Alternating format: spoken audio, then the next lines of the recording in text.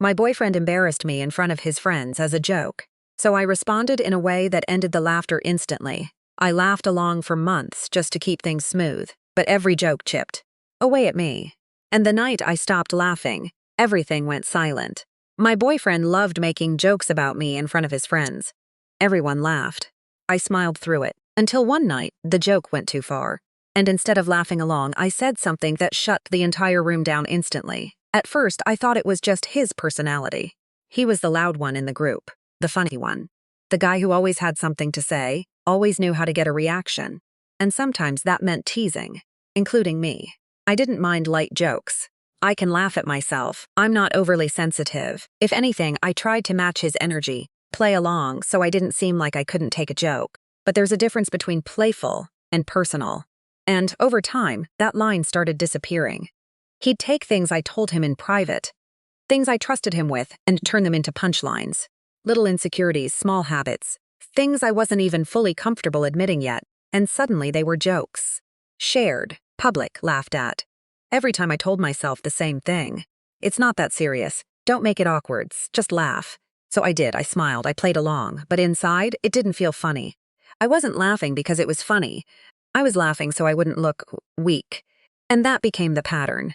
Because the more I laughed it off, the more comfortable he got. It turned into a routine.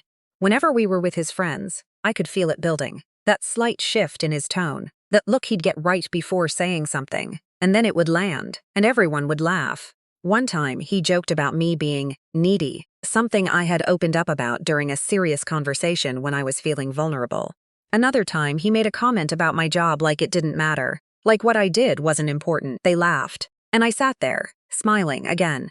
Because I didn't want to be the one who ruined the vibe. But inside, it was building, not just irritation. Something heavier. Because it wasn't just humor. It was disrespect. And what made it worse?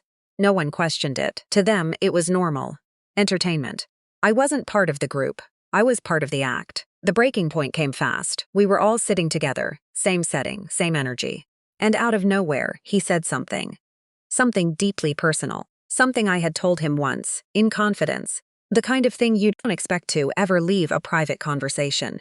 And just like that, it became a joke. The room burst into laughter, and I didn't. I just sat there, listening to it echo. Feeling that same familiar mix of embarrassment and frustration. But this time, it didn't feel like something I could brush off. It felt final. I wasn't in on the joke, I was the joke, and I was done. I looked at him, not emotional, not shaking, just clear. And I said, loud enough for everyone to hear. It's funny how you only feel confident when you're putting me down. Silence. Instant. The kind of silence that makes people look at each other instead of laughing. He tried to laugh it off. Relax, it's just a joke, he said. But I didn't let him reset the moment. I kept my voice steady. If you need an audience to feel better about yourself, that says more about you than it ever will about me. No one laughed. No one backed him up. No one even knew what to say. And for the first time, I wasn't the punchline. Respect shouldn't have to compete with humor. The whole mood shifted. You could feel it. His friends got quiet. Some awkward. Some clearly uncomfortable. He tried to move on, change the subject, bring the energy back. But it didn't land the same, because something had already broken.